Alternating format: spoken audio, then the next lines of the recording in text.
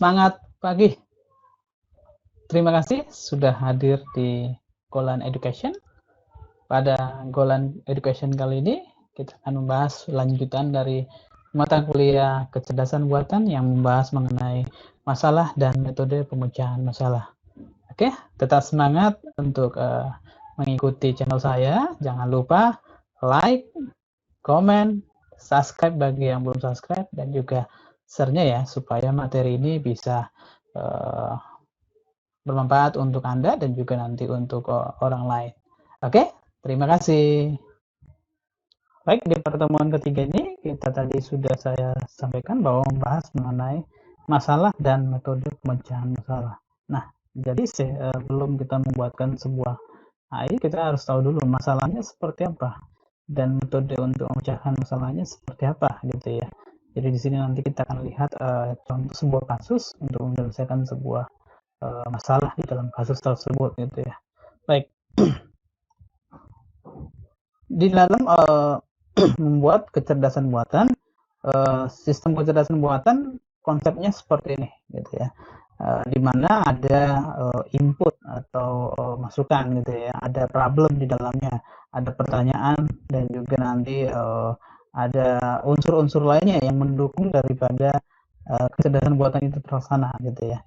Nah, itu akan menjadi sebuah input gitu ya. Itu akan sebuah masukan nantinya yang nantinya itu akan dimasukkan ke dalam sebuah sistem gitu ya. Nah, sistemnya itu ini adalah sistem AI-nya atau sistem kecerdasan buatannya. Di mana di dalam sistem tersebut sudah ada yang namanya basis pengetahuan gitu ya. Ada basis pengetahuan dan ada yang namanya motor inference. Nah, kemarin di pertemuan kedua sudah kita bahas mengenai motor inference itu apa gitu ya. Itu adalah sebuah proses penggerak atau mesin penggerak daripada sebuah AI tersebut gitu ya. Dengan adanya proses tersebut, maka dia akan mencari gitu ya. Mencari jawaban mana yang lebih mendekati gitu ya. Atau mencari kira-kira fakta atau pengetahuan mana yang akan dimunculkan nanti menjadi sebuah output atau sebuah jawaban atau sebuah solusi nantinya gitu ya. Jadi itu ini adalah sistem kecerdasan buatan, ada input, ada problem yang dimasukkan, ada pertanyaan, ataupun ada prosedur nantinya yang nantinya dimasukkan ke dalam sistem, di mana dalam sistem tersebut tadi sudah ada basis pengetahuan, ada motor inference yang sudah ditanamkan atau prosesnya atau penggeraknya. Setelah itu nanti input ataupun masalah ataupun pertanyaan ataupun prosedur dan lain sebagainya itu nanti akan diproses dan nanti akan dicek fakta ataupun ke basis pengetahuan mana yang lebih mendekati. Nah, setelah itu baru muncul output. Nah, itulah siklus daripada kecerdasan buatan. Dalam membuat sebuah sistem AI gitu ya, jadi ketika kita ingin membuat sebuah atau menyelesaikan sebuah masalah, maka ada 4 hal yang harus dilakukan. Yang pertama adalah mendefinisikan masalah dengan tepat.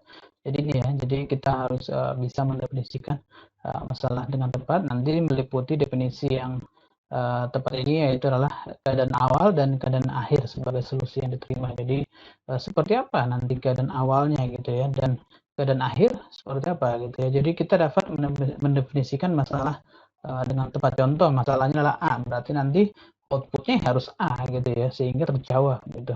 Nah, yang kedua adalah analisa masalah. Beberapa fitur yang penting untuk menentukan kelayakan dari beberapa teknik yang mungkin untuk menyelesaikan masalah. Jadi di sini harus benar di analisis gitu ya. Mendefinisikan berarti kita harus tentukan. Misalnya tadi yang pertama tadi adalah kita tentukan misalnya masalahnya adalah A, B, C, D, E, F sampai selanjutnya. Sedangkan kalau analisa kita lebih ke melihat setiap masalah ini seperti apa sih gitu ya. Nah, yang ketiga adalah membatasi dan menghadirkan pengetahuan. Dari tadi ada problem, ada identifikasi tadi gitu ya, ada analisa, berarti kita bisa membatasi dan menghadirkan pengetahuan untuk menjawab masalah ini gitu ya. Dari beberapa kriteria masalah tadi, oh berarti kita buatkan seperti ini. Oh, buatkan konsep pengetahuannya seperti ini, rule-nya seperti ini nanti. Oke, untuk menjawab A berarti kita buatkan seperti ini ya. Gitu ya. Jadi kita batasi dan kita menghadirkan pengetahuan-pengetahuan di dalamnya. Yang keempat adalah kita pilih teknik penyelesaian terbaik. Jadi ada beberapa teknik nantinya yang digunakan dalam menyelesaikan masalah di AI gitu ya. Nah, dan kita pilih teknik yang terbaik gitu. Ada beberapa langkah nanti yang kita gunakan, tapi ada kita pilih step by step yang lebih singkat gitu, lebih sederhana nantinya gitu ya. Nanti akan kita lihat dalam contoh bencana air gitu ya. Oke, kita masuk ke yang pertama tadi adalah mendefinisikan masalah dengan tepat. Oke ya. Berarti di sini kita coba lihatkan bagaimana mendefinisikan masalah gitu ya. Nah, di sini ada sebuah pendefinisian masalah sebagai pencarian ruang stata. Ruang stata ini maksudnya adalah ruang keadaan gitu ya. Jadi nanti di dalam sebuah basis pengetahuan itu ada beberapa keadaan-keadaan tertentu yang nantinya akan kita lakukan penyeleksian atau pemilihan gitu ya, ruang stata mana atau keadaan mana yang lebih tepat gitu. Oke, baik, untuk membuat sebuah deskripsi formal dari permasalahan gitu ya, harus dilakukan beberapa hal. Oke, jadi di sini kita ingin mendeskripsikan secara formal permasalahan di sebuah misalnya sistem yang akan kita buat itu apa gitu ya. Jadi permasalahannya itu kita deskripsikan. Oke, kita jelaskan atau kita definisikan lah gitu ya. Kira-kira masalahnya apa. Nah, untuk mendefinisikan itu kita menggunakan beberapa hal gitu ya. Yang pertama adalah kita definisikan ruang keadaannya atau ruang statanya yang memuat semua konfigurasi yang mungkin dari objek terkait. Jadi kita buatkan kira-kira nanti keadaan-keadaan yang terjadi apa saja gitu ya. Oke, yang mungkin dan baik juga yang tidak mungkin gitu ya. Hal ini tentu saja mungkin untuk mendefinisikan ruang stata dengan jumlah stata yang tidak terbatas, artinya sebanyak mungkin gitu. Hal-hal keadaan nanti yang muncul ketika misalnya kita input sesuatu, nanti kira-kira ada beberapa jawaban yang nanti akan dipilih gitu ya. Nah, nanti tergantung dari dia apakah misalnya jawabannya itu misalnya contohnya mungkin atau tidak mungkin gitu. Nah, yang penting kita daftarkan semuanya. Itulah definisi yang pertama. Yang kedua adalah tentukan satu atau beberapa stata yang menyatakan keadaan awal dari masalah tersebut. Nah, ini yang disebut dengan initial state. Oke ya. Oke, jadi ada initial state-nya atau keadaan awal. Jadi kita tentukan salah satu nanti itu menjadi titik awal keadaan gitu ya. Misal contohnya nanti keadaannya itu kita tentukan apakah keadaan atau langkah yang pertama atau yang kedua atau selanjutnya gitu ya. Yang ketiga, tentukan satu atau beberapa stata yang dapat diterima sebagai keadaan akhir atau solusi. Jadi nanti kita tentukan beberapa keadaan itu yang dapat diterima sebagai keadaan akhir atau solusi, disebut sebagai goal stats-nya gitu ya. Jadi ada goal-nya nantinya. Jadi bisa beberapa keadaan nanti kita pilih. Oke, baik. Kita coba lihatkan langkah keempat, yaitu adalah tentukan sejumlah aturan yang menentukan aksi yang diperkenankan. Hal ini mencakup beberapa hal sebagai yang pertama adalah apa asumsi non stata yang ditampilkan dalam deskripsi masalah non formal gitu ya. Oke, ini akan menentukan yang termasuk dan tidak termasuk keadaan gitu ya. Jadi ini asumsi-asumsi saja yang tidak ada keadaan dan juga yang ada dalam keadaan tersebut gitu ya. Yang B, seberapa luas aturan harus dibuat gitu. Jadi ada pertanyaan ini nanti dapat menentukan aturan diberlakukan untuk stata mana saja gitu ya. Jadi nanti dipilih aturannya yang mana nih yang digunakan ya gitu ya. Yang ketiga, berapa banyak pekerjaan yang diperlukan untuk menyelesaikan masalah harus disusun dan dimasukkan ke dalam aturan. Ini adalah untuk menentukan jumlah baris aturan. Jadi nanti di dalam keadaannya itu ada beberapa baris-baris tertentu atau keadaan tertentu gitu ya. Oke, nanti kita akan coba lihat di contoh kasus yang sudah ada di slide berikutnya ya. Oke, dalam menyelesaikan atau mendefinisikan masalah, kita buatkan ke dalam konsep sistem produksi gitu ya. Sistem produksi ini terdiri dari yang pertama adalah sejumlah aturan, di mana tiap aturan memiliki sisi kiri yang menyatakan bentuk yang dapat digunakan dan sisi kanan menyatakan hasil operasi jika aturan atau sesuatu itu dilaksanakan atau diaplikasikan gitu ya. Contohnya kita lihat sistem produksi di contoh kasus bencana ini ya. Nah, di sini ada beberapa keadaan atau state yang nantinya akan dilakukan dan di sinilah ada hasil yang dilakukan atau nanti ini adalah goal state-nya. Oke ya, ini inisialnya. Jadi keadaan-keadaan itu nanti dibuatkan di situ. Oke, kita balik lagi ke awal tadi. Oke, di dalam sistem produksi juga selain daripada sejumlah aturan, ada juga satu atau lebih pengetahuan atau database yang berisi informasi apapun yang berkaitan dengan tiap masalah. Jadi di sini ada beberapa database nanti atau pengetahuannya bukan hanya satu saja gitu ya. Jadi bisa lebih dari satu nantinya yang akan dipilih gitu ya. Contoh sistem produksi bejana air ini ada beberapa di sini pengetahuan nantinya yang dipilih ini sampai state-nya itu sampai 12 gitu ya. Jadi bukan hanya beberapa saja tapi bisa lebih banyak gitu. Oke,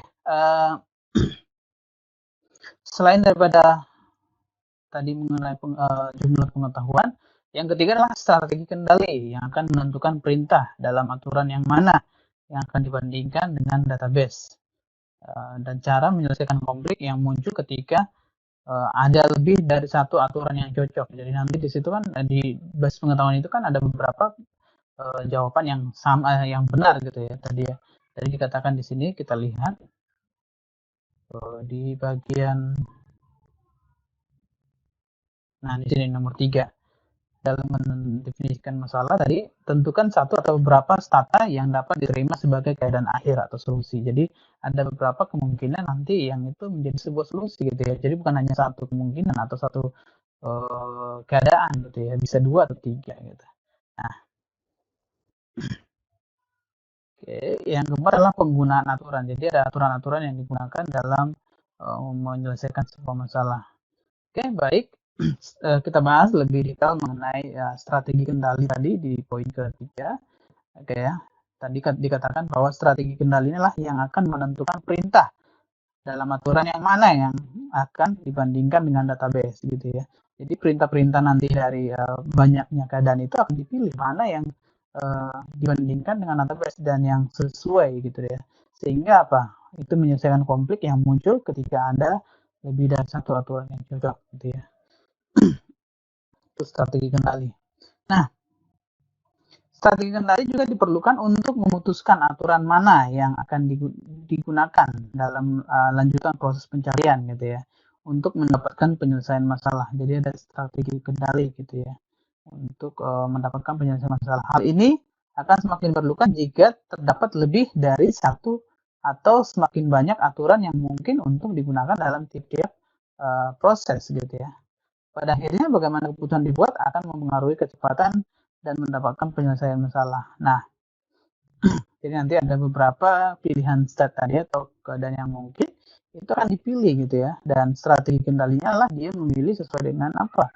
Sesuai dengan yang lebih cocok atau mendekati terhadap penyelesaian masalah tadi gitu ya. Syarat suatu strategi kendali yang baik adalah menggerakkan stata atau menjalankan proses menuju solusi. Jadi dia akan menggerakkan stata keadaan itu kira-kira yang mana saja nih yang dipilih gitu ya.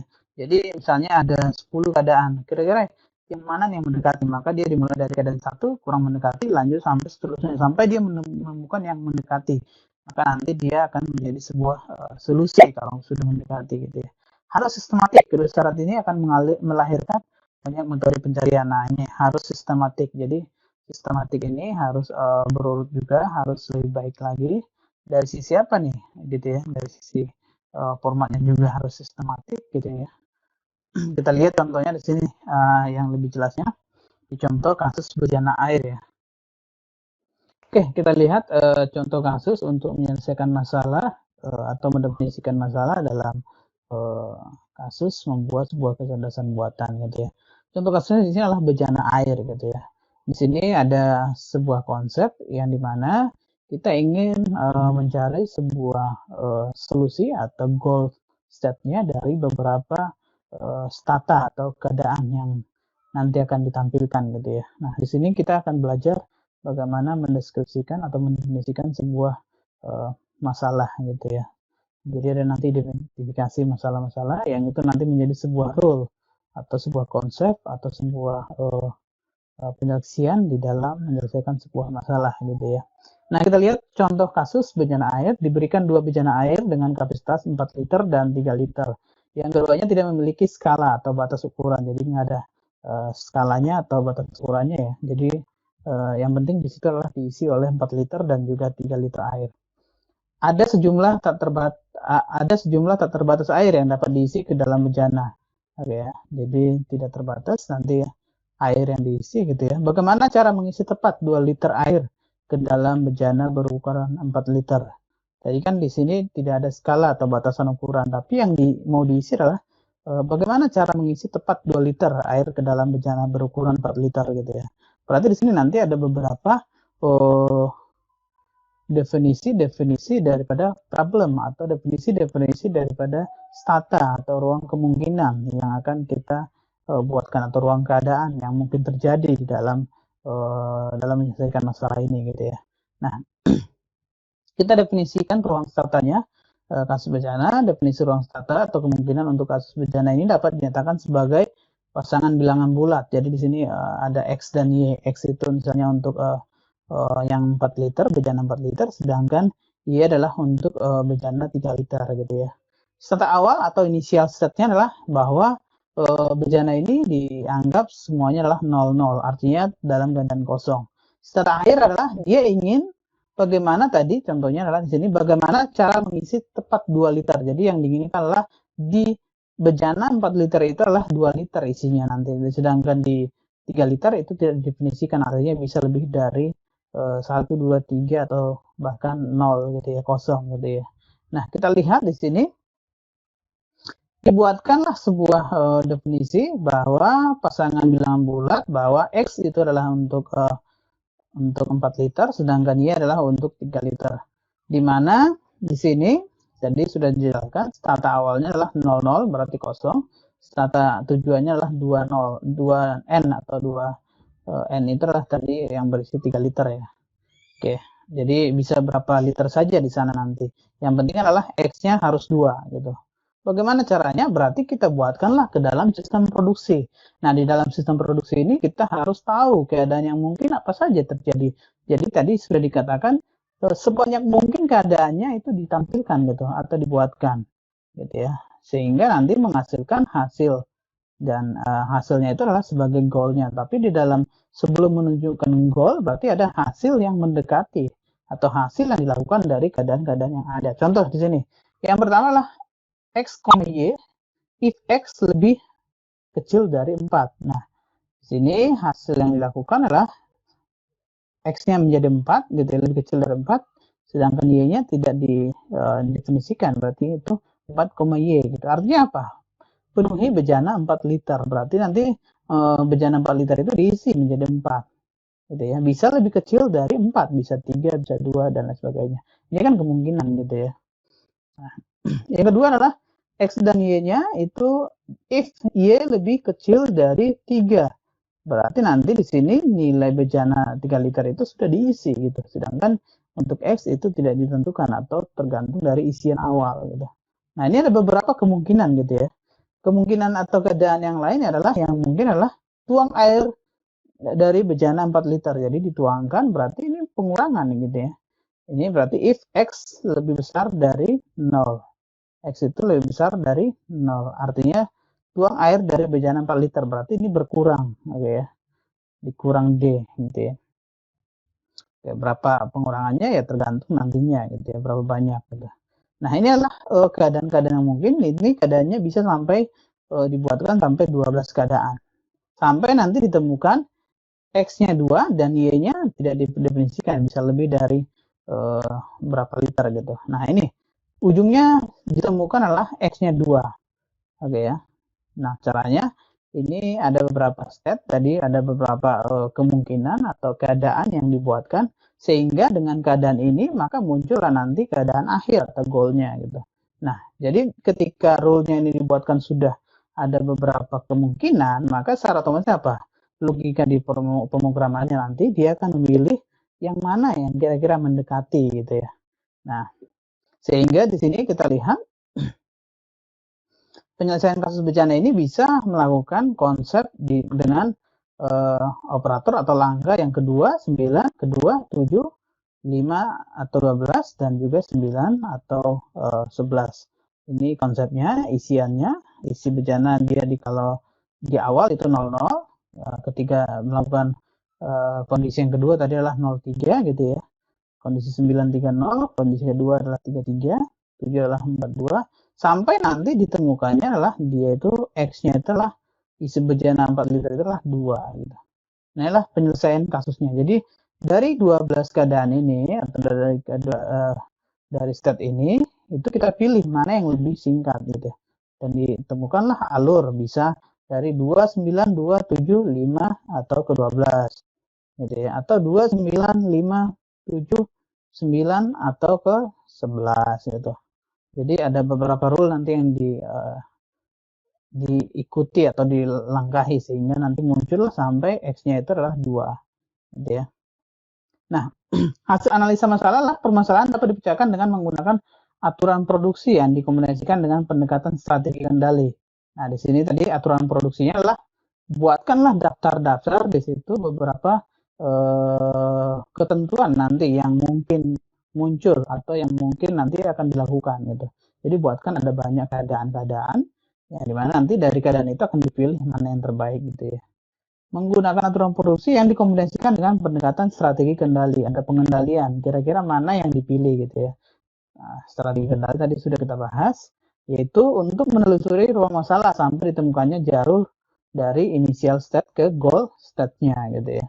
Sehingga proses pencarian menjadi penting untuk menyelesaikan masalah. Nah, di sini ada proses pencarian. Tadi kan ada if gitu ya. Proses pencariannya menggunakan kondisi tadi, kondisi mana yang kira-kira memungkinkan, maka itu nanti akan dipilih gitu ya. Oke. Pencarian adalah mekanisme umum yang dapat digunakan ketika tidak ada metode langsung lain yang diketahui gitu ya. Jadi artinya ada beberapa kemungkinan atau step tadi atau keadaan yang kita tampilkan di produksinya tadi gitu ya. Nih sini. Nah, itu berarti nanti tinggal memilih kira-kira mana yang mendekati sampai dia X-nya itu 2. Berarti nanti dipilih kira-kira mana mendekati dan nanti itu menjadi sebuah goal state-nya gitu ya. Oke.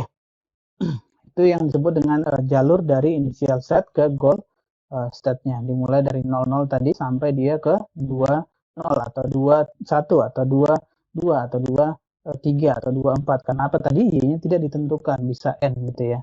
Oke, itu saja mungkin untuk cara menyelesaikan masalah atau cara mendefinisikan masalah dalam sebuah kecerdasan buatan. Nah, di sini tadi ingat kita menggunakan yang namanya proses produksi dan proses kendali. Dimana tadi proses produksi adalah kita buatkan beberapa keadaan yang mungkin nanti akan terjadi.